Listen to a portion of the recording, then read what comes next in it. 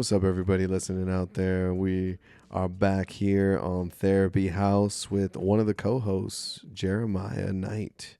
Yo, what's going on, guys?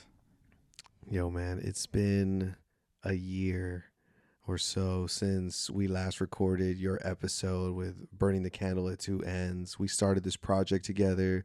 I still remember when you came up to me and said that you wanted to start this podcast. You wanted to get this meeting of the minds. You really wanted to kind of get the word out there to just have different people from the helping professions voice their opinion and just get to know the people behind the other side of the couch, and it was a really cool idea. It was fun and it was exciting. We recorded some episodes. We had the boys coming together, and I know we got all kinds of plans for the future, but the first and most important question that I want to ask you today is, what have you been up to over the past year?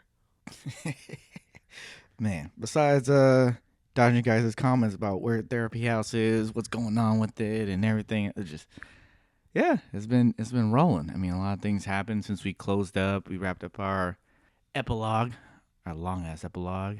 That's about to premiere next after this.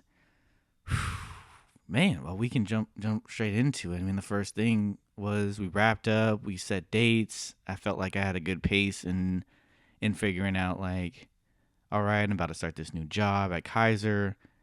I can figure out how to edit. I think I had somebody on Fiverr that was editing Love Yours, and I felt like I was in a good place. I felt like, you know what, hey, we're going to be rolling with 2 podcasts and, 3 with Remedy Radio, and it was a really exciting time, but then things just, tripped up. It's always harder to edit things. It's one thing recording it, but then editing it, marketing it, putting it out there, publishing it, promoting it. There's a hell of a lot more steps out there than people realize. Exactly. But it was just, despite it, I think we're moving in a good place. But it all just, perfect storm, everything landed in the wrong spot. So we had a misstep, which came in with Love Yours. Great podcast that promotes Black mental health, Black mental wealth, Black mental stability.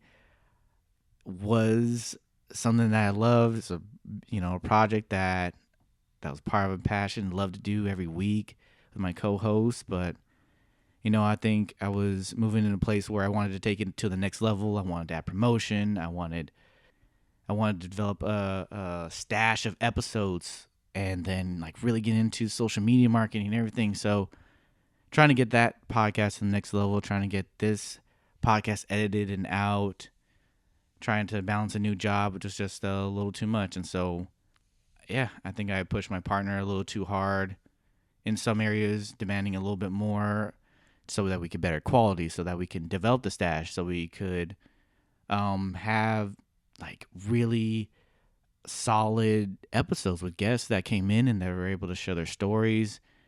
I think we were also working on like a real in-depth season in which that we were tackling various issues, Black men and trauma, Black women in trauma, mental health from both perspectives, like battle of the sexes kind of thing, and being able to like set the structure, set the requests, and to have somebody maybe not in the same place or not be on the board, kind of hurt. And maybe I pushed them away.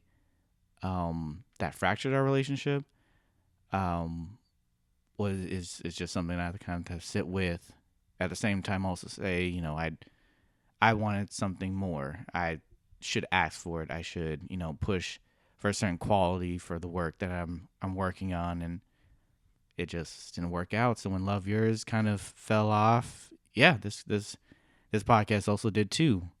I got a question for you before you move on to this podcast. I mean, I think the people out there should know. I mean, Jeremiah Knight, Swoosh Knight, Love Yours podcast. I mean, these were all sort of a building of a tree kind of like coming together, and there were different roots and there were different branches kind of developing off of this persona that I know that you've started building in the podcast world. And I really was genuinely excited when you told me about the Love Yours podcast at the very beginning. I remember that you really wanted to capture Black mental health and be able to have a co-host and Mm-hmm. have a natural dialogue back and forth and tackling a lot of these issues. As time went on, I remember you were voicing some, a little minor frustrations just here with the boys, Right. and you were like, I got to get this stuff off my chest. I know we even had your co-host on an episode of Remedy Radio podcast when we did the Black Lives Matter panel, and that was amazing. She is an amazing person. Definitely not putting any negative vibes out in the world for Not at her. all. All She is love. amazing. But something that I guess I've wondered about over this past year is just, when did you find out that it was over? Like, when did that moment hit you with, okay, Love Yours is not going to continue? Like, when did that part kind of dissolve? Yeah, I think we had discussed like this episode that was coming up. It was something that was fairly big. Had a large number of guests that we've never had before. Having four other guests come on top of our two voices, and trying to figure out how to navigate that, and trying to, hey, we need to plan for this. This is a whole nother beast that we need to, like, to make sure that the quality is good, to make sure that we get everybody to talk, to make sure that, like, make sure who's leading and who's not. Because I think there had been an episode where we had tried to do it and it just didn't work, because all my questions or my due diligence, all my boxes weren't checked, and then it ended up being an episode that just never aired. So I hate those lost episodes, man. We've had a few of those on Remedy Radio, man, but yeah, it's like if you weren't in the room, it's just lost in the ether. so trying to set those standards, trying to ask those questions, and trying to put my foot down on that, and the fact that it just, those questions were answered, then it was just kind of like, no, we can't put this episode on. We can't do it. We can't go move forward. Once we have this discussion, then we can do all this stuff. And the conversation was never had. The days fly by. A week turns into two turns into three, and it's just, maybe I just need to put this episode in the archives. So right now, you can go tune into it semi live. I mean, to the extent of you can listen to it, but there's no other episodes coming out. And when you reach this impasse with your co-host and maybe the determination of pursuing this podcast even further to the next level, Mm-hmm. what do you think? I mean, I guess you were talking a little bit right now about how you felt like you pushed a little bit too much, but I guess what I'm trying to ask is, from your own perspective, what do you think you could have done differently to have maybe kept it going, or I don't know, kind of maybe have it transform in a different light? Like, why is it that Love Yours wasn't able to ultimately succeed? Yeah, I think back to it a lot. I think there's some, even when we were generating this podcast, because yeah, uh that podcast falling apart really kind of made this one, basically just kind of sucked the life out of all this. I mean, Lou moved, that took a hit in its own way. The change of the group dynamics, because everybody kind of got busy, that changed things. But Love Yours was a big piece. It was something I loved doing. But the love to edit, the love to be back in the craft, the love to bring people in and have like deep discussions that like changed my mind and changed the way I asked questions, changed the way I thought about different things. It just love went away. So of course there's a piece in which, like, you ponder and like, oh, if I did this differently, then maybe it could have kept going. But then that would have meant, I would have had to silence my voice a little bit more. I had to bite the bullet a little bit more. So in the end, like, it had to come to an end, because I had to push for what I needed and what I wanted, and the quality and the material that we wanted, at least that I was hoping to produce. It was just, that's the impasse it had to come to. And so if that means if we had to do it all over again, it might end up the same way, and that's all right, because things come to an end. It was a learning experience, and from it, this podcast came a little bit better. Whether it was like being really frustrated with the equipment, and it's just like, hey, you know what? Let's take some time. Let's research. Let's, we're not being a rush. Let's get the right equipment. You know what? We can't record episodes every week. Let's switch to a seasonal like block instead of a series. Being able to think about like how much like if we switch the seasons, then how we edit and do it in a way that's easy. And if you get the right equipment, you can make it easy. So using Love Yours as a learning experience, accepting that like failure isn't something that's bad, but more so of it's a learning opportunity. We tried something that was crazy for us. This is something totally new, and to be able to jump in and very excited, just buying shit off of Amazon and throwing it together, and over the years it just grew into something that was special, stuff that was being listened to overseas that we didn't even think that was possible, and it was something special, but it just had to come to an end. I really do hope that people at least take the time out of their day to go and visit the Love Yours podcast, because not only was it the quote unquote creative birth of, Jeremiah Knight in the podcasting world, but I also do believe that there's good content on there. I do genuinely think that there were moments on that podcast where you really were hitting hard at Black mental health and trying to answer questions that are still stigmas, are still taboo Right. to a certain extent, and just honestly being able to be open with those conversations. I think if anything, it was an exercise in modeling that openness to have a conversation. Right. And as much as people want to say, those who are studying for their clinical exams or in grad school or whatever, and say like, oh, we're culturally relevant or we're diverse and all that, like there's still is so much depth of cultural dynamics that are within the culture, between cultures, that are not fully talked about. And I really do admire the fact that both of you tried to make this podcast work and tried to really put out there a consistent content that was geared towards this faction of the population that it honestly doesn't talk enough about mental health. Right. And I think when we started this podcast and trying to figure out whether to talk about it a lot more or say like, hey, check out our previous work, like how we do with Revenue Radio, a lot of it was just like, dang, can I get canceled for this? Oh man, if people hear this, like, oh man, it's done. Because it's deep immersed in the Black experience, it's deeply immersed in, hey, yo, that we are the minority, and this is what the minority thinks and the minority feels, and sometimes we have way out there opinions, sometimes we have real critical experiences or critiques of the Black community, but also like in a loving way trying to promote of like, hey, there's still resources, there's still advantages to our experience, there's still things that we can be grateful for of our experience, and yeah, acknowledging that like it's not easy being Black, and that it provides a certain tint and a certain emphasis on it. It impacts their lives way more than makes it different than anybody else. And so I hope that people who do go and listen to Love Yours the podcast, take that in mind, take that into, although this sounds different, although you can't imagine like, oh, what?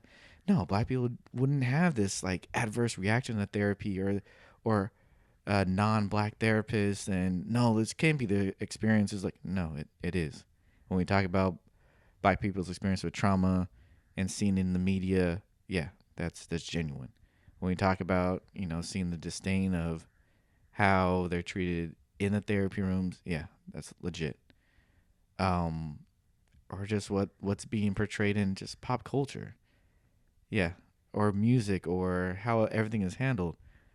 Some of these, like you guys, maybe are just realizing all this stuff just because TikTok is telling you. But no, this is stuff that actual Black people have been experiencing, how they actually feel about mental health, and that it's something that they are thinking about, something that they feel intentionally about, but there is a disdain towards it because of how they're treated in those sessions, how they're treated when it comes to mental health and the limited amount of like black clinicians out there. And that is really the beauty of forming a podcast, in the sense that you are allowed to be genuine. You're Mm-hmm. actually encouraged to be very genuine and authentic. And once again, that's what I think that Love Yours, the podcast, was really about, in terms of just trying to provide that genuine experience. I had a professor back in the day talk about film composition and literature, and I remember that I had mistakenly attempted to write a story with a more generic character, because I felt that the generic character in this short story would be more universally applicable. Mm-hmm. Yet, when my teacher read it, he and I were very close, and he straight up told me, "This is shit." And I was like, "What?" I put a lot of work into this thing. Right. And one of the things that he told me has stuck with me ever since then. And it really, I think, molds a lot of people's different creative processes. But it was the fact that, John, your work is not universally applicable because that is impossible, and that more people will actually be able to understand and find connections to your writing if you write about what you know, and you Mm-hmm. actually become more intimate in providing that experience of what you know. Right. Don't worry about trying to connect to everybody. It's more about putting yourself out there and letting other people connect to you. Yeah. And I think that's what was, ultimately a driving force behind many podcasts, is being able to put yourself out there and share your experiences. In this case, the Love Yours podcast was more about sharing your experience as a Black mental health clinician, Right. and your co-host contributions in the helping professions as well. Yeah, and her own experiences with mental health, depression, anxiety, how it portrayed, and I think that was one of the biggest things. I think I definitely got caught up in. Hey, if we're gonna market this thing, man, like to be only like black podcast, black mental health, that kind of narrows the window of promotion. Because like, does that mean like people who aren't black are gonna tune in? Being able to talk about like how specifically this population experiences various mental health issues, is that gonna tune out listeners and they're just gonna say, hey, this is just a black podcast? But I think man, when I was, this reminds me of like just existentialism and the story of, I believe it's The Stranger, how people Albert are Camus.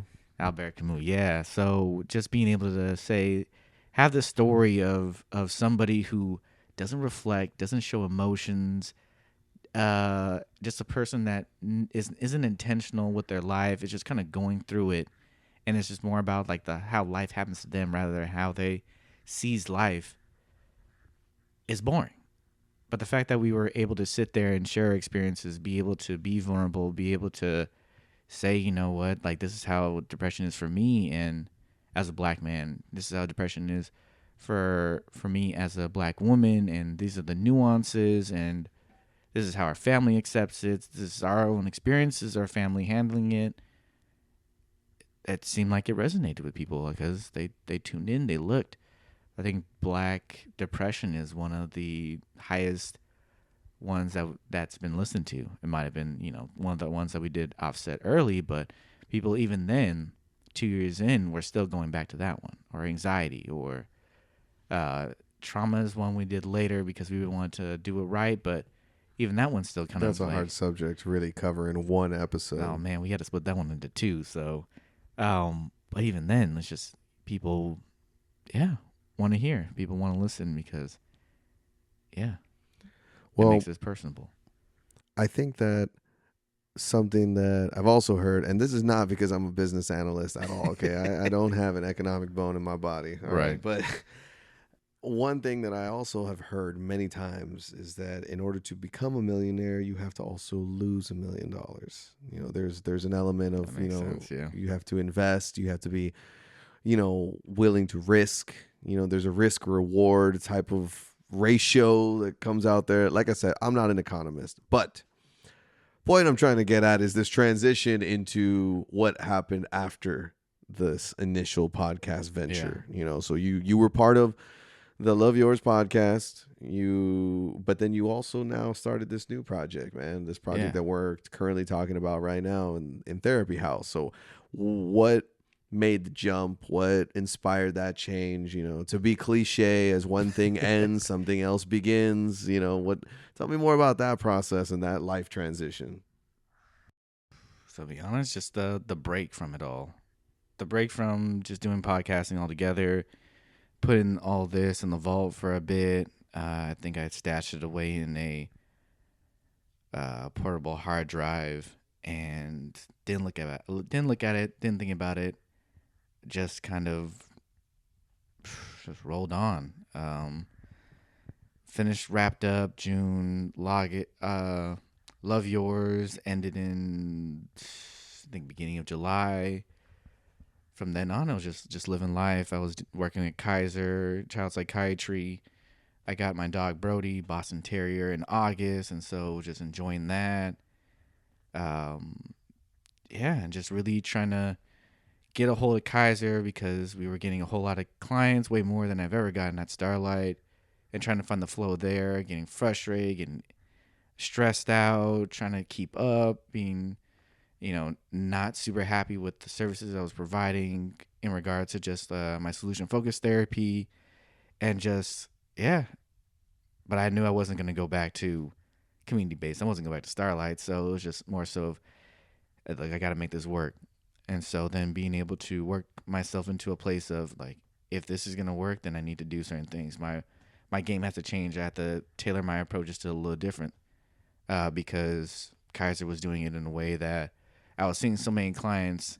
On average, it could have been 80 to 100 clients a month. My notes had to be different. I had to manage things, my extra time different. I had to get my notes in different. I had to write my notes a little differently because, if I'm not seeing this kid for a month or maybe 3 weeks, or I think very early on, those 3 weeks, it eventually grew to a month, month and a half.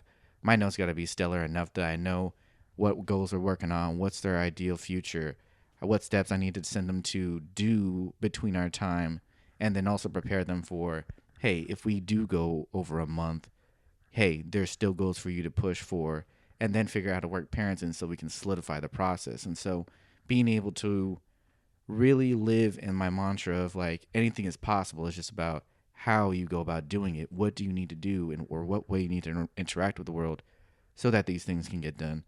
Really moved me into a place of like, okay, this feels good. Self actualization. I was walking a little bit more. I was being more active, and so then it felt like I had a little bit more control of my life, even though the Kaiser system was kind of shitty. So, but yeah, I think from there it was just really knocking it out. I started being able to find my footing, developed an approach for anxiety, developed an approach for depression. Um, I stopped getting fired from cases as much. More clients started to give more reviews, so I started to feel like, hey, this is Jeremiah Knight from 2019, 2018, getting employee of the year. So it all started to find my flow and it felt good. And then eventually it got to the point where it was, oh snap, I think I'm an existentialist. Am I an existential therapist? Am I focusing on choices and consequences for your decisions and sitting in a place of like morality and tentativeness and relativity, and if you remove all that, then your decisions are solely truly, of your own choice and who you really want to be, and authenticity and all of that fun stuff. So And I do admit that that was a surprise for me, hearing that you were delving more into the existential psychotherapy. I know that you've always been a pretty bright guy, and you've always been questioning for different therapeutic modalities and different styles. And I know you always had questions for me as to like, what do I do on a certain case, or how would I approach a certain case, being more of an existential right, psychotherapist. But as a whole, I definitely think I'm picking up on the theme that there was sort of a rebirth. There was sort of a regrouping that you had to do. I mean, moving on from Love Yours was sort of a grief experience of sorts. And then going into this new role in Kaiser was another transformation Right. because you had to completely reset the whole way that you had already known how to do therapy. New format, new notes, new clientele, Yep. like just a whole new system. And so that this really was like a different version of you. And then now, even this later chapter, kind of bringing in more of the existential side. I mean, this is pretty exciting waters for you, man. Yeah, and it's just I think as I told you, man, I was just watching BoJack Horseman, and then just like there's moments in time, moments in life where it just feels like the ceiling and the floor just like vanish, and all of a sudden it's just like you're in space, and it's just like you're no longer working in the 2D black and white world. It's more so of there's no grounding, there's no footing. You're looking at things in maybe 8D rather than just everything is fact and factual. I know I should be doing this because that's what good people do. And it's like, no. But let's really think about it. Do really good people do that? Would you say that what you're doing right now would be good if it was judged, 20 years from now or 20 years back then? And how like insignificant that is? Or are you really a good person because you choose to be a good person, or because people won't like you if you're not a good person? Or do you choose to be a bad person because you feel like that's where the freedom is? But what if you actually want to do some good things? And that, kind of brushes up against your whole ideal of freedom, and that resistance to be good, even though you want to be bad, conflicts you.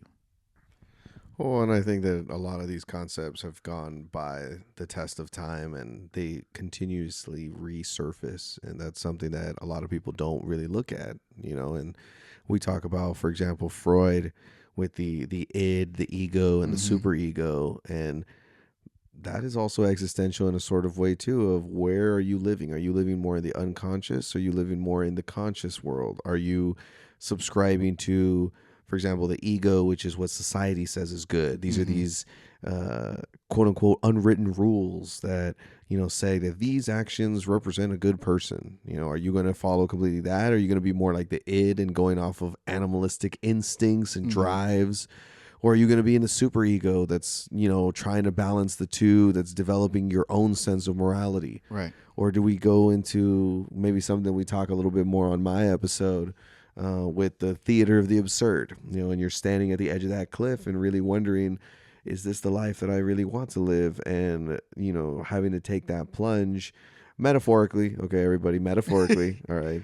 Or Figuratively out here. if we threw a whole wrench into it and we went, nihilism, where I've been, what if none of that fucking mattered?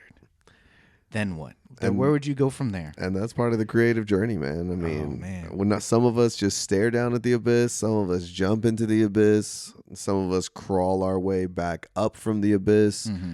some of us ascend from the abyss. And I think that's the beautiful analogy of the theater of the absurd, with just standing at the edge of that cliff, because Exactly. it is a choice that people often see as just you either go up or you go down, but there's no turning back, but you're just at that cliff and a decision needs to be made. But Mm-hmm. depending on who you talk to, depending on their experiences, whether it's nihilist or existentialist, whether it's all humanistic, whatever it may be, there's different ways to look at it, but Yep. a lot of it still comes down to, are you living your life by your values? And is this the path that maybe either you've chosen or you found, but is this path bringing you that self-actualization? Yeah. But I think, well, for me, I've been sitting in nihilism a whole lot more. Like, what if none of this fucking mattered? That's because you watching BoJack Horseman too much. True, but it appealed to me. I feel like with how existential came in for me, it was more so of like, it just felt like it was all stuff that I had been saying before. For a minute, for a while, I was like, yo, am I a conspiracy theorist? Or like, am I like, yo, am I diving too deep into this? But it was just like, no, I love the idea in which if none of this mattered and we kind of like resetting everything, all that you thought of, because society corrupts you, everything is wiped and everything didn't matter, are the things that in your life right now, are they there because they matter and because you want it to be? Or are they there because of some false reason? Because you feel like, oh, I need to do this. Or to be a good person, I need to do that. Or to be successful, I need this. And just being able to say, hey, none of this matters. I'm only going to keep the things that I want. I'm going to keep the friendships I'm going to want. I'm not going to, have a social media account that has 3,000 people when I can't even talk to my closest people consistently. No, there's no point in that. I'm not going to stay at a job that just because, like, oh, I need to have this job to be successful. No, I want to be somewhere where I'm thriving and in a place that benefits me, that challenges me in a good way, that supports me, and makes me a better therapist. And just really taking account of all those areas in your life. And sometimes, yeah, it's unsettling. But at the end of it, would you be living a much more fuller, much more authentic life if more of the things in your life were there because you genuinely want them to be there and you're genuinely happy for them to be there? And I think that that's the hope with existential psychotherapy. Mm-hmm. You can definitely always go on a tangent and go to the extreme of nihilism, and Yeah. you can definitely go there. But I think at the end of the day, it is that authentic self that you are Yeah. striving for, whatever that may be. And that should not be something that somebody tells you what it is. That is your Exactly. own personal journey to get there. Oh man, you have to sit there and be a conscious being and reflect on life and the That's right. emotions that come with it. Oh, ooh, John. And it doesn't surprise me, honestly, that even at Kaiser, which, if people have been keeping up in the news, has become a little bit of a stressful work environment. But Oh yeah. it doesn't surprise me that as you began to question your own nihilism, as you began to question your own existential purpose, your own life path, that you all of a sudden became a better therapist. It's almost like you Man, yeah. became more in tune with yourself. And so, just like Jesus and a whole bunch of other prophets from back in the day have said, you cannot help others until you help yourself. Yeah, I think as we went deeper into spring, my grandfather passed away, and I think it was as I was in LA when I was visiting my friend. I think she got me on a 75-day hard, little fast, not fast, like restricting my diet, working out every day. But the one key piece was like mantras and affirmations, which I'm like, is this gonna work? I guess if I say the same thing over and over, maybe it might have a shift. But for me, it did. I think being able to remind myself that, like, yeah, I'm a good therapist no matter what. The whole piece in which the whole affirmation is revolt, reject hope, and live life with a passion. Reject hope, recognizing every moment that you have power and choice in every situation. As soon as you accept that, you receive clarity in what to do with it. But reject hope is more since the existential idea of which you are strong, you are smart, you're handsome, you are brave, you are a good therapist in every moment. We shouldn't have to wait for someday we will be this. We will assume the place, the title of becoming a good therapist because I'm doing all these things. No, no. You're a good therapist in every moment. And once you believe that, you will be it. And so being able to accept that has been able to allow me to just absolve myself of like blame. I'm doing my best that I can just because I don't get the information intervention correct, or just because I don't lay this insight down as smoothly as I could, doesn't mean I'm not a good therapist. So being able to just realize that even just within existentialism has been just much more freeing. And so I'm able to provide therapy a little bit smoother, be more immersed in my approach, and just whatever comes, it comes. I'm not responsible for the client. It sounds more flexible. It also sounds like more of the here and now Mm-hmm. as opposed to future focus, as opposed to past focus. I Yep. mean, it's really about the present. And I agree with you completely. I think that for some people, they do need to look more at the past in order to be more present. And other Mm-hmm. people, they need to do more planning in order to be more present and Mm-hmm. concrete. It depends. But I definitely think that there is a level of having mastered a certain level, a certain degree of your own healing that allows you to be more open to providing that same healing for Right. others. And yeah, I agree with you too. I don't think ultimately that getting the one paper from the BBS saying finally that you're a full blown therapist, like I don't think that that's the end all be all. Oh This no, that that's process why you keep growing beyond that. there's this thing as continuing education that you have to still keep going back to check yourself. You know, Mm-hmm. just what you learned back in 1970 something or now 2022 does not mean that it's going to always forever be that way. Research I is mean, always informing more, mm-hmm. and experience is always informing more. It's another reason why existential psychotherapists usually don't peak until middle age, because they've already lived a lifetime worth of different experiences. Is that's not something that you can just learn in a book. Facts. That's something that's just Mm-hmm. a little thing called life. And Yeah, because I think for me, yeah, I can just like you were saying, like I thought like, oh, my whole goal had always been, I'm just gonna be a licensed therapist, and it came, and I was like, is this over? Is this what's gonna happen now? And anxiety came with that, but then there was always a new challenge. There's like, okay, can you do this in another setting? Can you do this with a different population? Can you do this even better? Can you get this even faster? Can you work with couples? Can you work with families in this way? How can you better your approach on top of that? In which there will always be challenges, and that's where we get to like 8 dimensions, because there'll be a variety of different challenges in which you can do this, it's and that it's never ending. intersectionality. It's the futility of life. There's always going to be a challenge. There's always going to be something that comes. And I agree with that too, man. I mean, I think that's why I think the reject hope is not something that honestly we should be canceled for. That's Right. something that it just deserves a little bit more frame of thought. You know, and rejecting hope is not necessarily just saying fuck hope or like no, like we can't plan for the future. No, it's just there's a different type of ideology behind it, and that's the Mm-hmm. sense of you can also be very self-accepting. You can practice that, and that can also lead you to a different avenue of life and different insights. And ultimately, man, we're definitely not supposed to be telling people like do it this way or do it that way, right? We are Yep. supposed to be ultimately flexible to the client's path of therapy or path of Exactly. treatment of choice and all that. But I definitely think that it helps once we've done a certain amount of our healing to be able to be more authentic ourselves when we come to that therapeutic room and just Right. know that we are who we are. We're not trying to have this imposter syndrome. No. We're not trying to have this, oh, well, I'm the license now, so I'm clinically an expert. Like, no, I Mm-hmm. mean, there's just a sense of here, I am Jeremiah and I'm coming here to be your therapist, but this is who Exactly. I am. And I think that is something that I have seen you grow in, and definitely want to put out there too that people need to recognize that we Exactly. all have gone through a whole year of change.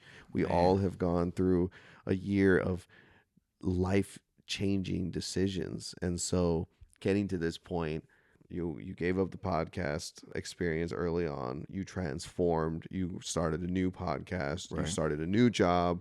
I'm not even going to get into some of the other jobs you've been applying to next Man. because the whole Kaiser strike and all that. That's a Yeah, whole other man. topic that we could save.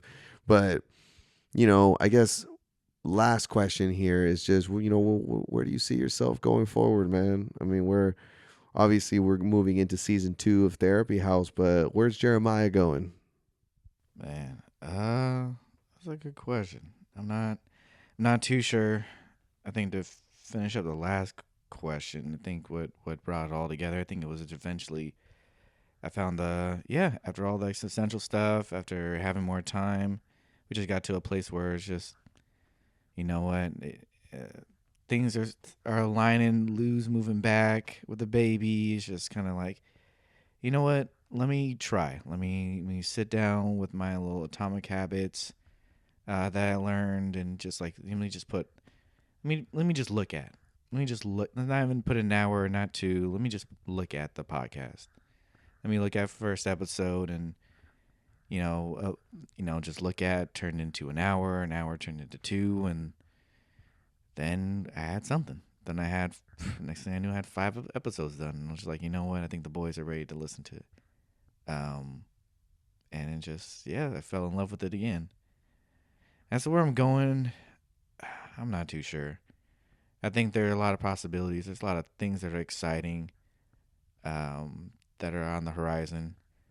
Like you said, Kaiser went on strike, and well, as soon as they told me that we were going on strike at the end of July of 2022, I was like, you know what? I've been dragging my feet so much on private practice. We'll just let's pull the trigger. So finish that up. Someone close to me really inspired me to get that on and get that started. So when the strike was fully on, boom, I think by September I had that rolling. And so it was something I didn't think I was going to be doing. I didn't want to do. I thought it was too messy. It was too much to handle money and also therapy. But it's been pleasant. And then being able to realize of like, hey, there are other opportunities here. Much as we can complain about the situation we're in, you also have the choice to make it of to sit in it and be with a company or be in a place in which that impacts the quality of services you want to provide. It affects your mood and your well-being and your mental health. And if you were somewhere else, would you be doing as well? Would you be providing the services and the quality that you want? And the answer was yeah. So I applied to other places, and yeah, we're looking at county jobs now as an option as I make my way out of Kaiser, which I got 3 days, and that's my last day at Kaiser, and then I move on to the next place. But there's a lot of things that are coming, and so just trying to be excited about it, trying to hang on to hope and optimism, trying to gear myself up for the next push and changes. But yeah, just I think it's just excitement. I'm not too sure where we're going, but wherever we go, I just need to make sure I use the people and around me and lean on them, make sure I take care of myself, and just yeah, one step at a time. Love the process. We all need a support system, man, and that rings so true, especially with us having started, recorded, edited, and now are releasing Therapy House. I think that at the very least, I hope people can understand that part of this is also us, venting and getting through our own support system, for exploring these different topics that maybe people don't just sit down and write books about, but at least maybe we can sit in a circle and talk about together. So my actual last question, Oh, 'cause your actual. totally forgot about this one, but my actual last question is thinking about that support system, thinking about where you are at now, a year later, is there anything that you would like to add? Anything that you would like to change, add to your episode from Burning the Candle at Two Ends? Yeah, I think before I recording with this with John, I was letting him know that hey, heads up, I've been in like a little reflective space after recording all the other editorials and everything, just really coming back to the burning the candle at two ends, and thinking about some of the things. I definitely feel like there's some stuff that yeah, being on the mic with everybody, yeah, just kind of left unsaid or fairly said very little about. But it was more so like, of course, if I listening back, like, I wish I went into more in depth about my relationship with my ex. At just at the time, it just wasn't in the place to really talk too much about it. There's a lot of times where it kind of was, still trying to get over it, still trying to solve things, and eventually, being here after this year, yeah, I'm definitely in a better place.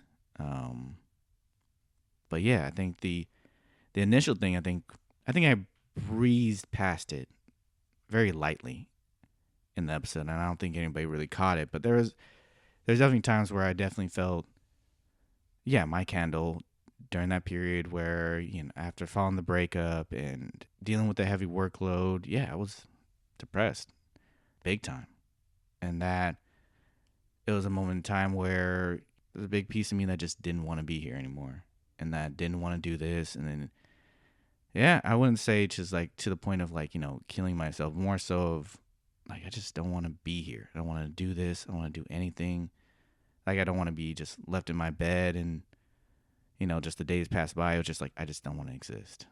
And I feel like that was one of the big pieces that was missing from the episode, because then that vulnerability could have been something heard by somebody else. And I think that it's true to the experience. I think there's been a couple of times where I've been on this journey and doing therapy and being a therapist that, yeah, that feeling just kept coming up at times. Sometimes it was like very minimal, very low, like, am I doing this right? I don't think I want to be a therapist anymore, and just quit the game. But then sometimes it kind of grew in intensity, and it was just like, I don't want to be here. I don't want to do this. I don't want to do anything. Like, why are we on this earth and why am I here? So it's definitely something that wasn't talked about. It's definitely something that's not talked about, continued with, like, even within other therapists, as proof of you want to not even want to talk to guys I've known for, man, like 6-7 years. But it's part of the journey, and it's definitely part of everybody.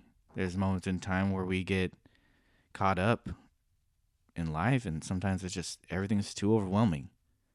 Not only is stuff kind of happening at work or in the craft and helping others, but it's also happening in our lives and with the people we love and our relationships. And in both areas, life might not be going the way we want it to. I think being able to recognize that, like, hey, this is just a passage or a moment in time, and it's tough right now, and just being able to, it's just something that you can get through. But to be in a place where you have to, sometimes you just can't do it for you. You can't. No one else can do it for you. Sometimes it's just, hey, I'm just trying to hang in there and hope that the outside world gives me some good news or something loosens up and I catch a break. But there are moments, yeah, while you're doing therapy, as you're helping others, being a nurse or job rehabilitation, is where it's not easy in that moment. And so then what do you do? I think that you're talking about a real struggle, man, and I just want to appreciate real quick the fact that you went there, man. You were able to get vulnerable. Yeah. I remember specifically after the episode was recorded, I remember you and I had a talk shortly after, and you had mentioned something along the lines of like, "Damn, y'all got real deep. Like y'all got on this episode, like, damn, and like, but you didn't really mention much about it at the time. I just remember that comment very well. Yeah. And I think there was a little sign that maybe there was something else there, but regardless of how long it took or when it was that you came to this realization and are now obviously talking about it to me in this intimate setting, as well as sharing it with people who are ultimately going to listen to this after that episode, I really do appreciate the fact that you put yourself out there, man. Yeah. And I do honestly believe that there are so many people out there that have those same thoughts, that have those same unspecific thoughts related to not wanting to be here, not wanting to exist anymore. And you're right, dude. When the candle burns at two ends, it's not just about work stress or school stress. A lot of our clients that we see deal with that, where it's just, I can't do this anymore. And I'm not talking, when I say this, I'm not talking about practice. I'm not talking about, cross country. I'm not talking about my math test. I'm talking about this, And I think that, again, dude, that's one of the things that makes you a good therapist, is being able to actually go there and realize that for yourself, man. And realizing that you know what that feels like. Yeah. And, not saying that everybody has to know exactly what that feels like in order to be a good therapist, but it definitely helps to know that you've had your own healing experiences and your own pains, because that's what makes us all wounded healers. I think we did talk about that on a different episode, man. But now, man, I love you, brother, man. And appreciate it. Because I think it definitely, being able to be in those places has been able to allow me to, be able to sit with those conversations with clients and being like, okay, let's explore that. So that we can actually, realize that, hey, this is just this passage in time. Will we be here 2 weeks from now, a month from now, hell, 1 hour from now? How can you make it suck a little bit less? I think it definitely deepens our empathy, our bucket of, being able to feel and join a client, or at least, be able to get there and then help them to where or at least actualize a little bit more of their control in the situation, or at least what can get them to hang on in there for a little bit longer. But it was just not. It's not something I remember learning about in school. I remember talking to professors about it, or them even mentioning it. I remember hearing from like clinicians we interviewed, or other therapists, or just people talking in the community, or other nurses or doctors or anything. So then it was just like, you know what, burning the candle like two ends is just a perfect episode. So I could test the waters. So I could see, had anybody ever felt that way. And yeah. And so, I mean, for me, it's been, really doing things that I grew up not doing, whether it was like, yeah, talking to more of my friends about it, or at least relying on them to, hey, I need to, be with you guys a little bit more, or be able to talk about other stuff that was stressing me out, those key components, even if it felt like, oh, I'm burdening them, or it's just like I'm just repeating over the same thing over and over, and it's not. And then being able to recognize that, hey, you guys we're willing to, and are continuing to willing to like talk about those things. And even if it's the same conversation, it's always different because you always come with different inputs or anything else. Different points in people's lives too. Yeah. Being able to actually also switch up, like not just doing stuff that is fun or or looks good. It's more so like just doing stuff that actually is intentional, that it's enriching, that's pouring back into you and refreshing. Also just making sure that you're also in an environment that's helpful. That's why it's important to be mindful of like your work, or being mindful of like your group of friends, or being mindful of kind of what areas or places kind of replenish you. Is it go walk in the rose garden? Is it going hiking? Is it being in nature? Is it just being in a big room where you don't have to talk to anybody, but you can feel the liveliness of it, the good vibes, and yeah, being able to join in on that if you wanted to. And so just keeping in mind that like those things change. For a while it might be like, hey, just playing a game of pool is just enough for you and that's your recharge during the week, but sometimes it's not enough and you may need more to stack up on to get through those moments until good news comes, or until your hard work kind of, brings something special to it, or until you can work yourself out of it. But still, yeah, the conversation needs to be had. Well, there's no single way about it, man. I mean, that's why, even visualizing burning the candle at two ends. I mean, if you were to metaphorically put out that candle, you can douse it with water. You can pinch the wick with your fingertips. Mm-hmm. You can blow out the fuse if you lucky. There's a lot of different ways of doing it, and there's no single way of doing it. But the fact is that we having these conversations. The fact is that we sharing with each other. We getting vulnerable with each other, and knowing that we're here for each other, man. Yeah. I may not have the best words in this moment. I may not have the best words in other moments, but just knowing that I'm present here for you, bro. Yeah. And knowing that you are also in a different place, you knowing that you've gone through different pains, knowing that you will also go through another pain in the future too. Exactly. But that's the futility of it all, because it'll come back. It'll come back. And so then it's just, so the fact that we're not like no therapist has talked about it or mentioned it, I think is, or no, the professors, I mean, I'm sure they've said like, oh, there'll be some dark days, and no, this is not. This is much lower than dog days. So I mean, if we go all the way back to Dale Larson in CPSY at Santa Clara, I mean, I think he's got a whole chapter about trying not to jump into the pit, the helper's pit. But there are times when you in the pit, like let's be honest, you in your own pit, like yup. So and then you have to get it, and then the clients in theirs, and then it's like, bro, I don't want. You mean I have to climb up this and get into there? No, no, It's no, like, no, I'm no, trying to no, help no. you get out your pit, but I'm stuck in my pit. And so we both in different pits. And you can't even see that I'm in my pit, but I'm just a voice Yeah. out here. So yeah, I definitely still feel like I think that there's still a piece in which some people can see like, oh man, like if someone knew that I'm like depressed and stuff, or I'm like super anxious, they wouldn't. I'm like my credit.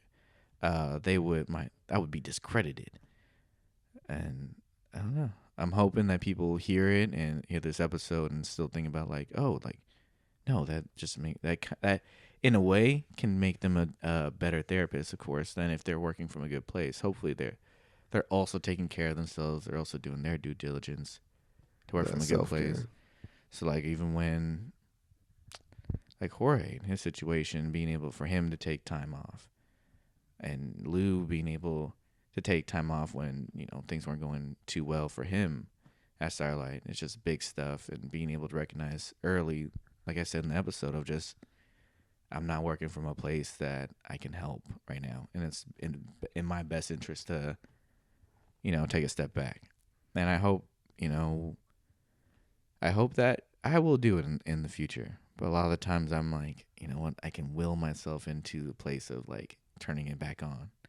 But I know that one day I won't be, because, I'm getting older. Things get a little bit more complex with the additional moving pieces that happen with life. Eventually one day I'll get married, and eventually one day I'll have kids, and there's going to be a different complexity with that, and I'll have to really be mindful of my priorities and try not to really push myself. But of course, if you're not in the right place, workspace or work environment, you might be more inclined or more pressured to keep pushing through. So, Speaking of Lou, I remember there was a situation that he had, and I'm not going to go into details. It's not really my story to tell. right. But I remember there was a situation in which he was venting to me, and he was saying it was really about like trying to make a life decision, make a big change. And he had told me that I can't deal with this at work all day and then come home to continue dealing with this. Mm-hmm. And I think that concept goes back to the whole burning the candle at two ends, because there was work stress, there was home stress, there was stress in a lot of different areas. And he had gotten to a point where he had reached his limits. And you're right, Right. he was able to take time off. And I think one of the reasons why it really stuck with me when he told me that so long ago is because I recognized that there was a man there that knew his limits. Mm-hmm. And he recognized, he didn't know that there was specific changes that were going to happen. He didn't know, I don't think he had like realized that any decisions that he was exactly going to make in that instance in which he told me. But what he did recognize was that a change was coming. Yeah. And I think that's part of what this episode, kind of brings us back to right here, man. And that there was a change coming, and there has been a change over this past year. Right. And so that maybe that's the result of burning the candle at two ends. The change needs to happen. All right, brother. Well, I think we've exhausted many of our listeners out here, but Oh no, this is a 2 episode. this is a 2-episode Hey, thing. I guess Goddamn. Well, welcome y'all to part 2. Hey, well, when you're the producer, you have certain privileges. You got those creative freedoms, of what I hear. But anyway, man, it's been a pleasure talking to you here on Therapy House. This has been John, your boy out here, a little existential psychotherapist, chatting it up with Jeremiah Knight, Yes, this solution-focused, low-key nihilist, existential psychotherapist, CBT, like then all the titles go on, but just in general, this is Jeremiah out here, and yeah, and in his authentic self. So, yeah, thanks for tuning in. It's been a wonderful season, and yeah, I'm glad to fortunately have drawn the last straw to be the last episode. So, I hope you enjoyed, and hopefully you guys are excited for season 2. Yeah, man. Therapy House has concluded for season 1, but season 2 on the horizon, man. Yeah. Getting together slowly. So, yeah. That's another change coming. Enjoy this epilogue, and Yeah, we'll see you guys next year, 2023. Peace. Peace.